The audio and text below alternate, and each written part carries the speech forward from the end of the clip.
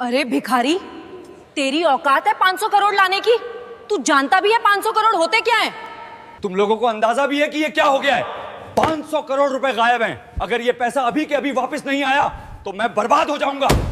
अगर कोई 500 करोड़ रुपए वापस ले आया तो मैं उसे 10 करोड़ रुपए इनाम दूंगा। सुबह के ठीक 7 बजे थे। शहर अभी पूरी तरह जागा भी नहीं था, लेकिन मेघराज चौक पर कूड़े की गंध और बसों का शोर पहले से मौजूद था। वहीं फुटपाथ के किनारे फटे हुए बोरे के साथ 12 साल का नील झुका हुआ था। वह प्लास्टिक की बोतलें और टूटी तारें चुन रहा था। उसके हाथों पर जमी गंदगी स्थायी लगती थी, जैसे किसी ने उस पर अनदेखा होने की मुहर लगा दी हो। नील बोलता कम था। लोग समझते थे वह डरपोक है या मंदबुद्धि। सच्चाई यह थी कि वह सुनता बहुत था। बातें, आवाजें, मशीनों की। जब लोग बोलते थे वह शब्द पकड़ता था। जब मशीनें चलती थीं वह पैटर्न पकड़ता था। ठीक उसके सामने शहर का सबसे बड़ा निजी बैंक खड़ा था। शीशे की ऊंची इमारत। हर सुबह काली गाड़ियों से सूट पहने लोग उतरते, मोबाइल पर चिल्लाते हुए अंदर जाते। नील को अंदर जाने की इजाजत कभी नहीं मिली थी। गार्ड हर बार एक ही शब्द कहता था, भाग यहां से। नील मुस्कुरा देता था और फिर कूड़े में झुक जाता था। उसी बैंक की दीवार से सटा एक पुराना ट्रांसफॉर्मर बॉक्स था। नील अक्सर उसके पास बैठकर सूखी रोटी खाता था। उसे वहां से एक अजीब सी भनभनाहट सुनाई देती थी। बाकी लोगों के लिए वह शोर था, नील के लिए भाषा। उस दिन दोपहर को माहौल बदला हुआ था। बैंक के अंदर अचानक अफरा तफरी मच गई। कर्मचारी अपनी सीटों से उठ खड़े हुए। मैनेजर्स के चेहरे पीले पड़ गए। एक के बाद एक फोन बजने लगे। ऊपर की मंजिल पर बोर्डरूम में चीख सुनाई दी, 500 करोड़ गायब हो गए हैं। यह कोई अफवाह नहीं थी। बैंक के मेन सर्वर से 500 करोड़ गायब हो गए हैं। करोड़ रुपए ऑनलाइन ट्रांसफर हो चुके थे। पैसा न किसी ग्राहक के खाते में था, न किसी विदेशी बैंक में। वह सिस्टम से जैसे फिसलकर हवा में घुल गया था। आईटी टीम दौड़ पड़ी।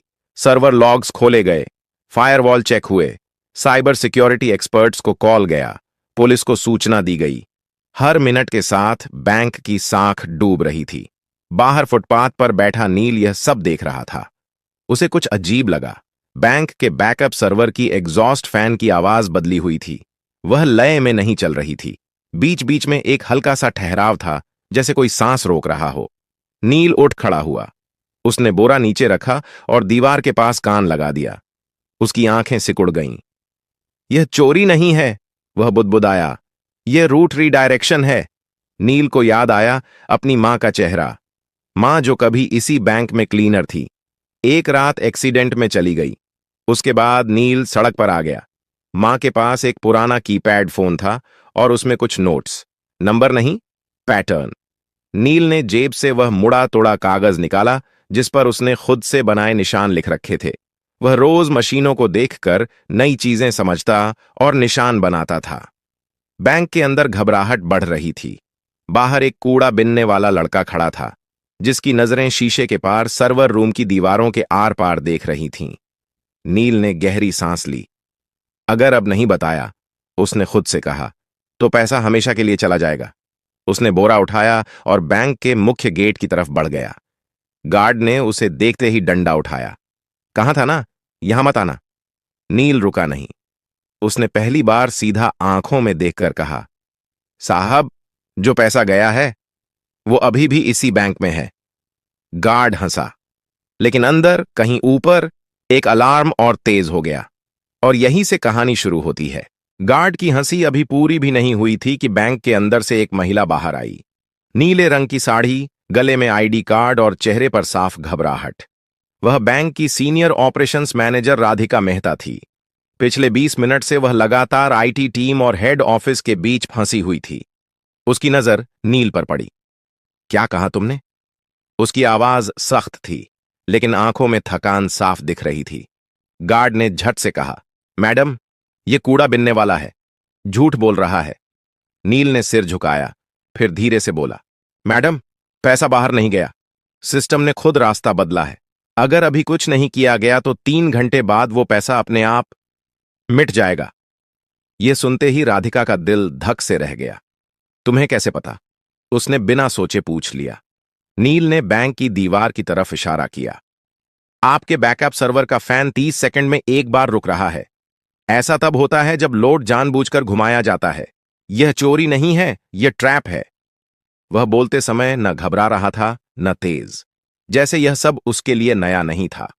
राधिका ने एक पल सोचा। अंदर आईटी हेड चिल्ला रहा था कि डेटा फ्लो समझ नहीं आ रहा। पुलिस रास्ते में थी, मीडिया को भनक लगने ही वाली थी। उसने गार्ड को देखा। इसे अंदर आने दो। गार्ड चौंक गया। मैडम, यह, मैंने कहा, अंदर आने दो। नील पहली बार बैंक के अंदर गया। एयर कंडीशन की ठंडी हवा से वह सिहर गया। फर्श इतना चमकदार था कि उसमें अपना गंदा चेहरा देखकर उसे झिझक हुई। लोग उसे घूर रहे थे। कोई फुसफुसाया, ये बच्चा क्या करेगा? नील को इससे फर्क नहीं पड़ा। राधिका उसे सीधे आईटी फ्लोर पर ले गई। वहां 5 लोग 5 लैपटॉप और बड़ी स्क्रीन के सामने खड़े थे। स्क्रीन पर लाल रंग की लाइनें और नंबर भाग रहे थे। आईटी हेड ने गुस्से में कहा, मैडम, अभी समय नहीं है, ये मजाक नहीं है। नील ने स्क्रीन की तरफ देखा और तुरंत बोला, आप लोग गलत लॉग देख रहे हैं, असली रास्ता छुपाया गया है। कमरे में सन्नाटा छा गया। यह बच्चा हमें सिखाएगा? किसी ने तंज कसा। नील पास गया। उसने स्क्रीन के कोने में दिख रहे एक छोटे से टाइम स्टैम्प की तरफ इशारा किया। ये देखिए, हर बार ट्रांजैक्शन से 1 सेकंड पहले टाइम पीछे जा रहा है। यह मैनुअल नहीं हो सकता। आईटी हेड ने झुककर देखा। उसका चेहरा बदल गया। यह तो असंभव है। नील ने पहली बार सिर उठाकर सबको देखा। असंभव नहीं है सर। जिसने यह किया है उसने पैसा चुराया नहीं, उसने बैंक को खुद से लड़ने पर मजबूर कर दिया है। राधिका की आवाज कांप गई। तो पैसा वापस आ सकता है? नील ने हल्की सांस ली। आ सकता है, लेकिन अगर देर हुई तो नहीं। घड़ी की टिक टिक तेज लगने लगी और उसी पल नील ने कहा, मुझे एक कंप्यूटर चाहिए। इंटरनेट नहीं, सिर्फ लोकल एक्सेस। कमरे में कोई बोला नहीं। पहली बार बैंक के सबसे बड़े संकट में सबकी नजरें एक कूड़ा बिनने वाले लड़के पर टिकी थीं। और नील जानता था, अब पीछे हटने का कोई रास्ता नहीं है। कमरे में एक अजीब सा सन्नाटा था। एयर कंडीशनर की ठंडी हवा चल रही थी, लेकिन किसी को ठंड महसूस नहीं हो रही थी। सबकी नजरें नील पर थीं। वह कुर्सी पर बैठा नहीं था, वह खड़ा था, जैसे बैठना उसके लिए फालतू की चीज हो। आईटी हेड ने हिचकिचाते हुए एक सिस्टम उसकी तरफ घुमा दिया। यह लोकल मशीन है, नेटवर्क से कटी हुई। अगर कुछ गलत हुआ तो भी फर्क नहीं पड़ेगा, नील ने बीच में कहा। जो नुकसान होना था वो हो चुका है। उसने कीबोर्ड को ऐसे छुआ जैसे कोई पुराना दोस्त हो।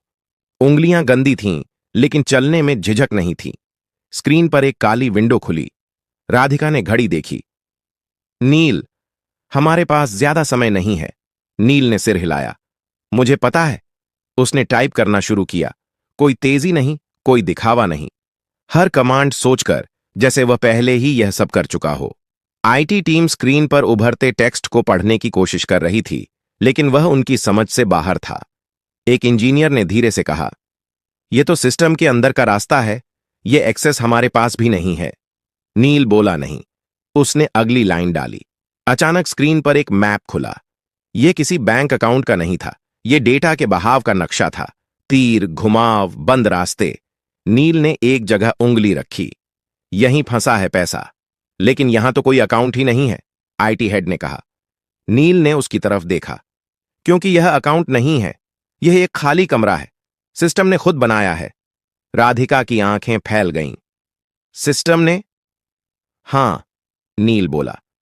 जब किसी को सिस्टम के दिल तक पहुंचने की कोशिश करते पकड़ लिया जाता है, तो पुराना कोर एक फर्जी रास्ता बना देता है। पैसा उसमें चला जाता है। बाहर से लगता है चोरी हो गई, लेकिन असल में सिस्टम खुद उसे छुपा लेता है। कमरे में किसी ने सांस तक नहीं ली। आईटी हेड ने धीमी आवाज में कहा, लेकिन ऐसा फीचर तो कहीं डॉक्यूमेंटेड नहीं है। नील ने हल्की मुस्कान दी। क्योंकि यह फीचर नहीं है, यह डर है मशीन का। उसने अगला कमांड डाला। स्क्रीन पर लाल चेतावनी चमकी। वार्निंग, डेटा कोलैप्स इन 17 मिनट्स। राधिका के हाथ कांप गए। इसका मतलब? नील ने कहा, अगर यह कमरा ढह गया तो पैसा किसी का नहीं रहेगा, न चोर का न बैंक का। आईटी टीम में खलबली मच गई। तो जल्दी करो, कोई बोला।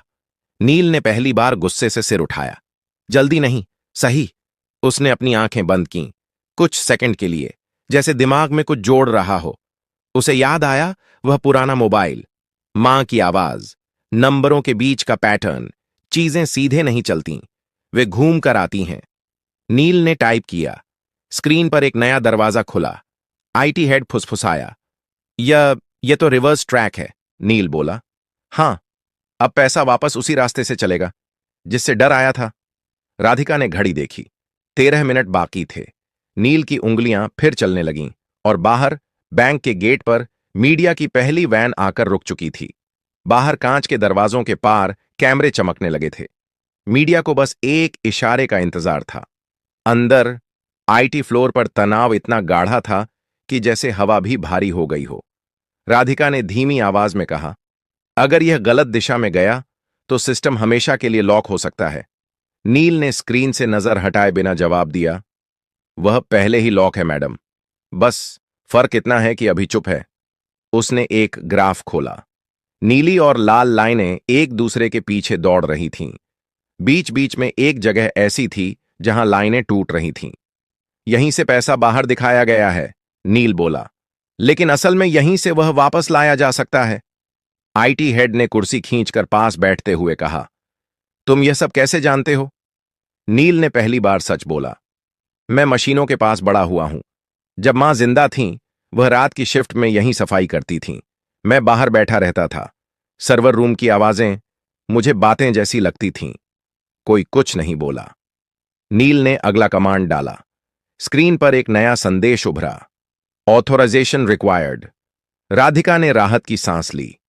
ठीक है, यह सामान्य है, हमारे पास मल्टी लेवल ऑथराइजेशन है। नील ने सिर हिलाया। नहीं मैडम, यह सामान्य नहीं है। क्यों? क्योंकि यह ऑथराइजेशन सिस्टम से नहीं आया, यह उस खाली कमरे से आया है जहां पैसा छुपा है। आईटी हेड का चेहरा सख्त हो गया। मतलब सिस्टम खुद तय कर रहा है कि किस पर भरोसा करे? नील ने धीरे से कहा, हां, और उसे आप पर भरोसा नहीं है। कमरे में एक अजीब चुप्पी छा गई। राधिका ने गहरी सांस ली। तो अब क्या होगा? नील ने अपनी जेब से वह मुड़ा तुड़ा कागज निकाला। उस पर टेढ़े मेढ़े निशान बने थे। अब हमें सिस्टम को याद दिलाना होगा कि यह किसके लिए बना था। उसने एक कोड डाला। यह कोई पासवर्ड नहीं था, यह समय, राशि और क्रम का मेल था। वही क्रम जिसमें बैंक हर दिन छोटे खातों को प्राथमिकता देता था। स्क्रीन पर अचानक हजारों छोटे ट्रांजैक्शन चमक उठे। 10 रुपए, 50 रुपए, 200 रुपए। आईटी टीम हड़बड़ा गई। ये क्या कर रहे हो? इससे सिस्टम और स्लो हो जाएगा। नील ने शांत स्वर में कहा, नहीं, इससे सिस्टम को भरोसा आएगा। राधिका ने हैरानी से पूछा, भरोसा? हां, नील बोला। मशीनें ताकत पर नहीं चलती, वे पैटर्न पर चलती हैं, और सबसे सच्चा पैटर्न है छोटे लोगों का पैसा। स्क्रीन पर चेतावनी बदलने लगी। Trust index rising. IT head ने आंखें मल लीं। यह मीटर पहले कभी नहीं देखा, नील ने कहा, क्योंकि आपने कभी सिस्टम से पूछा ही नहीं कि उसे क्या चाहिए। घड़ी पर नजर पड़ी। 7 मिनट बाकी थे। नील की उंगलियां अब और तेज चल रही थीं, और उसी वक्त बैंक के मेन सर्वर से एक धीमी सी बीप की आवाज आई, जैसे कोई सोया हुआ दिमाग जाग रहा हो। सभी समझ गए, अब वापसी शुरू हो चुकी थी। बीप की वह आवाज छोटी थी, लेकिन असर बड़ा। आईटी फ्लोर पर खड़े हर इंसान की रीढ़ सीधी हो गई। स्क्रीन पर बिखरे हुए तीर अब एक दिशा में मुड़ने लगे थे, जैसे कोई भटकी हुई नदी अपने पुराने रास्ते को पहचान रही हो। आईटी हेड ने हकलाते हुए कहा, डेटा फ्लो रिवर्स हो रहा है। राधिका की आंखें स्क्रीन से हट ही नहीं रही थीं। मतलब? नील ने बिना रुके जवाब दिया, मतलब पैसा लौट रहा है, लेकिन अभी सफर पूरा नहीं हुआ है। स्क्रीन पर नंबर चलने लगे। 10 करोड़, 25 करोड़, 68 करोड़। कमरे में किसी की सांस नहीं निकल रही थी, लेकिन तभी एक जोर की बीप गूंजी। स्क्रीन लाल हो गई। Conflict detected. आईटी हेड उछल पड़ा। ये क्या है अब? नील रुक गया। पहली बार उसकी उंगलियां थमी। जिसने यह किया है उसे अब पता चल गया है। कौन? राधिका ने पूछा। नील ने सिर झुकाया। कोई बाहर का नहीं, अंदर का। कमरे में हलचल मच गई। लोग एक दूसरे की तरफ देखने लगे। स्क्रीन पर एक नया लॉग खुला। एक ही यूजर आईडी, एक ही मशीन, बार बार। आईटी हेड का चेहरा सफेद पड़ गया। ये तो हमारे ही नेटवर्क से है, नील ने धीरे से कहा। चोरी बाहर से नहीं हुई थी, रास्ता अंदर से खोला गया था। घड़ी देखी गई, अब सिर्फ 4 मिनट बचे थे। राधिका ने खुद को संभालते हुए कहा, नील, क्या हम इसे रोक सकते हैं? नील ने जवाब देने से पहले एक गहरी सांस ली। हां, लेकिन इसके लिए मुझे सिस्टम को पूरी तरह बंद करना होगा। 30 सेकंड के लिए। कमरे में हड़कंप मच गया। क्या? यह नामुमकिन है। पूरा बैंक ठप हो जाएगा। नील ने पहली बार सबको सीधे देखा। अगर नहीं किया तो पैसा आधे रास्ते में फंस जाएगा, न आपका रहेगा न चोर का। राधिका ने आंखें बंद की एक पल के लिए, फिर बोली, करो। आईटी हेड ने चौंक कर उसकी तरफ देखा। मैडम, मैं जिम्मेदारी लेती हूं। नील ने आखिरी कमांड तैयार किया। उसकी उंगलियां हल्की कांप रही थीं, लेकिन दिमाग साफ था। उसे मां की आवाज याद आई, डर लगे तो भी सही काम मत छोड़ना। उसने एंटर दबाया। पूरे बैंक की लाइटें एक साथ बुझ गईं। कंप्यूटर, एटीएम, सब कुछ। बाहर मीडिया चिल्ला उठा, बैंक बंद हो गया, पैसा डूब गया। अंदर घुप अंधेरा था। फिर 1 सेकंड बाद, 2 सेकंड बाद, तीसरे सेकंड पर एक हरी लाइट जली, फिर दूसरी, फिर पूरी स्क्रीन। सिस्टम वापस आ चुका था और इस बार पैसे के नंबर एक एक करके सही खाते में लौट रहे थे। 100 करोड़, 250 करोड़, 400 करोड़।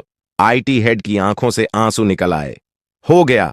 आखिरी नंबर रुका, 500 करोड़। रिकॉन्साइल्ड। कमरे में कोई ताली नहीं बजी, कोई चिल्लाया नहीं। सब बस नील को देख रहे थे। वह कुर्सी से नीचे उतरा, थका हुआ, खामोश। बैंक का पैसा वापस आ चुका था। अब सवाल यह था, यह चोरी किसने की थी और नील सच में कौन था? कमरे में सन्नाटा था, लेकिन यह डर का नहीं था। यह उस पल का सन्नाटा था जब इंसान समझ जाता है कि अब कहानी बदल चुकी है। स्क्रीन पर हरे रंग की लाइनें स्थिर हो चुकी थीं। 500 करोड़ पूरी तरह बैंक के खातों में लौट चुके थे।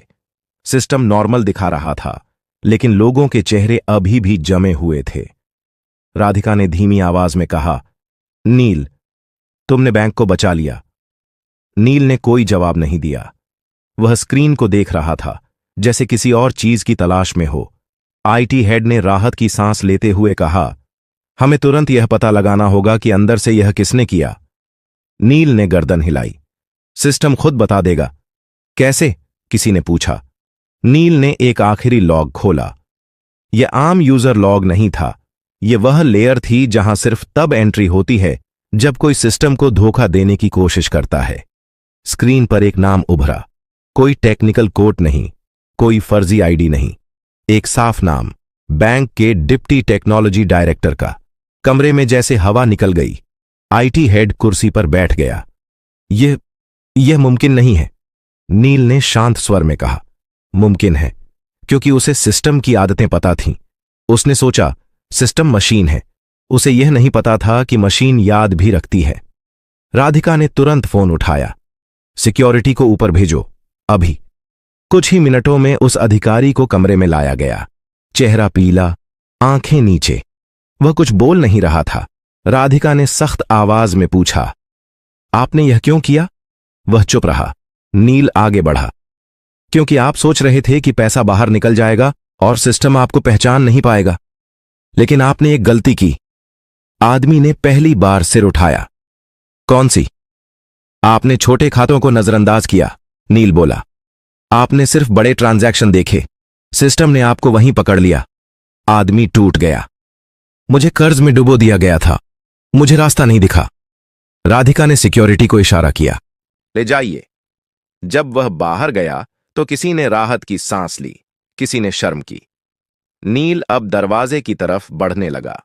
राधिका ने चौंक कर कहा, रुको, तुम कहां जा रहे हो? नील रुका। मेरा काम हो गया मैडम। काम? उसकी आवाज भर आई। तुम्हें पता है तुमने क्या किया है? बैंक, ग्राहक, पूरा सिस्टम।